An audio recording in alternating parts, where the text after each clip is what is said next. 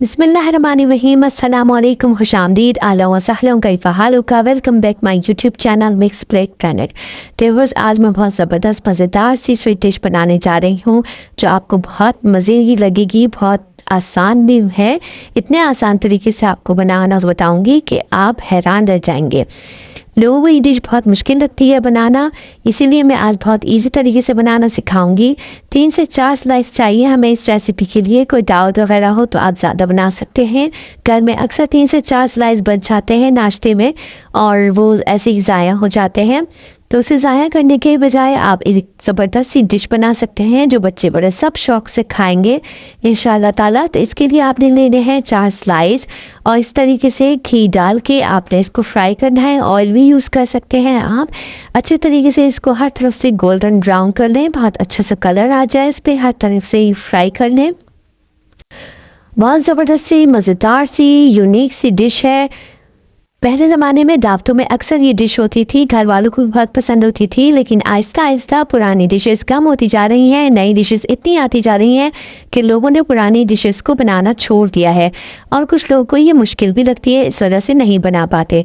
तो देखिए, इस तरीके से हमने स्लाइस को फ्राई कर लिया है, बहुत ज़बरदस्त सा गोल्डन फ्राई हो गया है। इसी तरीके से हम बाकी स्लाइस भी गोल्डन ब्राउन कर लेंगे। तो बहुत अच्छे तरीके से इसको हमने गोल्डन कर लेना है। स्लाइस एक तरफ हम स्लाइस गोल्डन कर रहे हैं, गोल्डन फ्राई कर रहे हैं बहुत अच्छे तरीके से। और इसके साथ ही हमने लेना है हाफ लीटर दूध और उसमें डालनी है हमने 2 से 3 इलायची और उसको हम इलायची को खोल के इसमें डालेंगे और उसे अच्छी तरह बॉईल करेंगे। उसे पकाने रख दिया था हमने और उसमें डाल दिया था हमने हाफ कप चीनी का। अगर आपको शुगर ज़्यादा पसंद हो तो आप इसमें ज़्यादा ऐड कर सकते हैं। तो हमने देखें इसको अच्छी तरह पका लिया था। मलाई वाला दूध है ये और अच्छी तरह से पक के गाढ़ा हो गया है, बहुत ही मज़ेदार हो गया है। इसके साथ ही हमने इसमें half tea spoon colour add कर दिया है। कलर से ज़्यादा ऐड करें ताकि इससे अच्छा रंग आएगा। और सबको अच्छी तरीके से मिक्स करने के बाद हम इसको स्लाइसिस पे डाल देंगे। एक फैला हुआ बर्तन या स्टील की बड़ी ट्रे ले लें, उसमें इस तरीके से स्लाइसिस को फैला दें और सारा जो मिल्क है, पका हुआ जो हमने दूध पकाया था अच्छे तरीके से गाढ़ा गाढ़ा, उसको हम इस पर ऐड कर देंगे और इसको बिल्कुल लो फ्लेम पे हम इस बर्तन को रख देंगे।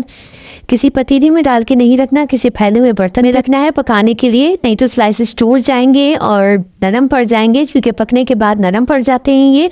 इस तरीके से आपने अलग अलग रख के पकाना है इसको। और इसी साइड में जो मिल्क है आहिस्ता आहिस्ता आप चम्मच से इसके ऊपर डालते रहें ताकि सारे इसके अंदर मिल्क जज्ब हो जाए अच्छे तरीके से। और देखिए अच्छी तरह जज्ब हो गया है, बिल्कुल हल्का सा साइडों में रह गया है। इसे आप रहने दें, ज़्यादा ना पकाएं, नहीं तो नीचे से स्लाइसेस लग जाएंगे, जल जाएंगे, टेस्ट ख़राब हो जाएगा। ये थोड़ी देर बाद खुद ही मिल्क इसमें और जज्ब हो जाएगा और ये आपको बिल्कुल भी नज़र नहीं आएगा। तो बहुत ज़बरदस्त से मज़ेदार से शाही टुकड़े बनके तैयार हो गए हैं। बहुत इजी रेसिपी, मज़ेदार रेसिपी, झटपट तैयार होने वाली रेसिपी मैंने आज आपको बताई है।